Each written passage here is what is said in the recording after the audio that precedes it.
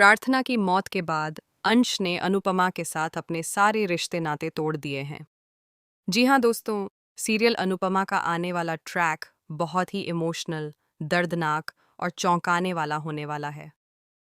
कहानी में ऐसा बड़ा मोड़ आने वाला है जो अनुपमा की पूरी जिंदगी को बदल कर रख देगा।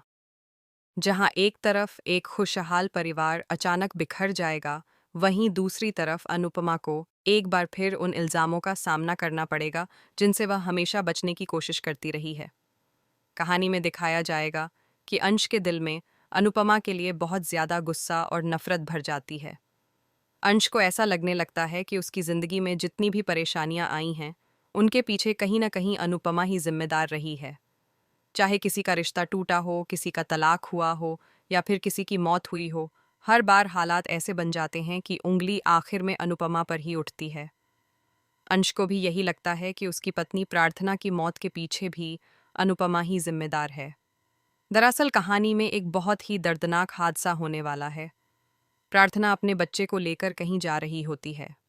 ऐसा लगता है कि वह ठीक से होश में भी नहीं है, जैसे वह नींद में चल रही हो या किसी गहरी सोच में डूबी हुई हो। उसी दौरान अचानक एक भयानक हादसा हो जाता है। हालात इतने खराब हो जाते हैं कि प्रार्थना अपने बच्चे के साथ इस दुनिया को अलविदा कह देती है। यह घटना इतनी अचानक होती है कि किसी को संभलने का मौका तक नहीं मिलता। उसी वक्त अनुपमा भी वहां पहुंच जाती है। अनुपमा पूरी कोशिश करती है कि प्रार्थना और उसके बच्चे को बचा सके, लेकिन किस्मत को शायद कुछ और ही मंजूर होता है। अनुपमा की लाख कोशिशों के बावजूद वह उन्हें बचा नहीं पाती।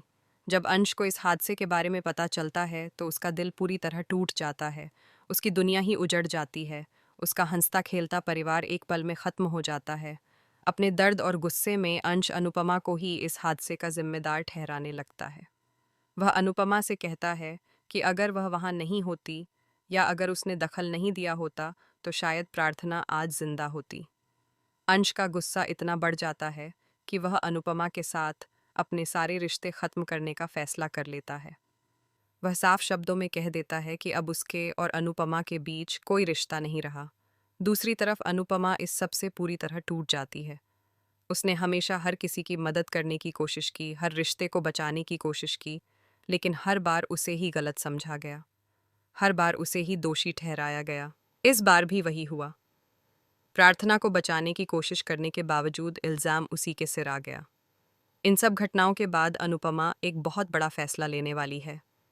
वह समझ जाती है कि अगर वह इसी शहर में रही तो उसे हर पल प्रार्थना की मौत के लिए दोषी ठहराया जाएगा। इसीलिए वह तय करती है कि अब वह इस शहर को छोड़ देगी और कहीं दूर जाकर अपनी ज़िंदगी की नई शुरुआत करेगी। कहानी में आगे दिखाया जाएगा कि अनुपमा इस बार सिर्फ घर या शहर ही नहीं छोड़ती, बल्कि पूरा राज्य छोड़ने का फैसला करती है। वह अपनी सारी पुरानी यादों, दुख और इल्ज़ामों से दूर जाकर एक नई जगह पर नई जिंदगी शुरू करना चाहती है। बताया जा रहा है कि अब अनुपमा का नया सफ़र गोवा से शुरू होने वाला है। गोवा में जाकर अनुपमा अपनी ज़िंदगी को एक नई दिशा देने की कोशिश करेगी।